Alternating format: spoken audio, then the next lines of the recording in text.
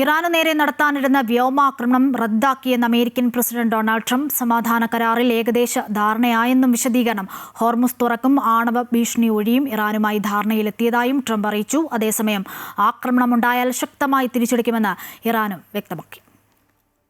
യുദ്ധം അവസാനിപ്പിക്കുന്നതിനായി ഇറാനുമായുള്ള കരാർ പൂർത്തിയാക്കാനുള്ള ശ്രമങ്ങളിൽ അമേരിക്കയോടൊപ്പം ചേരാൻ ഇസ്രായേൽ സമ്മതിച്ചതായി സോഷ്യൽ മീഡിയയിൽ പങ്കുവച്ച സന്ദേശത്തിലാണ് ഡൊണാൾഡ് ട്രംപ് അറിയിച്ചത്.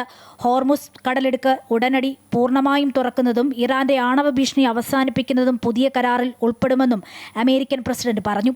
ഒരു കരാറിന്റെ അടിസ്ഥാന രൂപരേഖയിൽ ധാരണയായതിനാൽ ആക്രമണങ്ങളിൽ നിന്നും പിന്മാറാൻ ഇറാനും മറ്റ് പശ്ചിമേഷ്യൻ രാജ്യങ്ങളും ആവശ്യപ്പെട്ടെന്നും അദ്ദേഹം ട്രൂത്ത് സോഷ്യലിൽ കുറിച്ചു.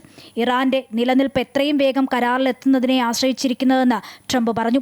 യുദ്ധം അവസാനിപ്പിക്കുന്നതിനായി ഇറാനുമായുള്ള കരാർ പൂർത്തിയാക്കാനുള്ള ശ്രമങ്ങളിൽ അമേരിക്കയോടൊപ്പം ചേരാൻ ഇസ്രായേൽ സമ്മതിച്ചതായും അദ്ദേഹം അറിയിച്ചു. എന്നാൽ ഈ വിഷയത്തിൽ ഇറാന്റെ ഭാഗത്തു നിന്നും ഔദ്യോഗിക പ്രതികരണമൊന്നും പുറത്തു വന്നിട്ടില്ല. ഗൾഫ് മേഖലയിലെ അമേരിക്കൻ സൈനിക താവളങ്ങളെ ലക്ഷ്യമിട്ട് ഇറാനും കഴിഞ്ഞ ഏതാനും ആഴ്ചകളായി ഇറാന് നേരെ അമേരിക്കയും നടത്തിയ ശക്തമായ ആക്രമണ പ്രത്യാക്രമണങ്ങൾക്ക് പിന്നാലെയാണ് ട്രംപിന്റെ ഈ പ്രസ്താവന പുറത്തുവരുന്നത്. അതേസമയം പശ്ചിമേഷ്യയിലെ നിലവിലെ സംഘർഷാവസ്ഥകളും അവയുണ്ടാക്കുന്ന അന്താരാഷ്ട്ര പ്രത്യാഘാതങ്ങളും ചർച്ച ചെയ്യുന്നതിനായി സൗദി കിരീടാവകാശിയും പ്രധാനമന്ത്രിയുമായ മുഹമ്മദ് ബിൻ സൽമാൻ രാജകുമാരൻ US പ്രസിഡന്റ് ഡൊണാൾഡ് ട്രംപുമായി ഫോണിൽ സംസാരിച്ചു.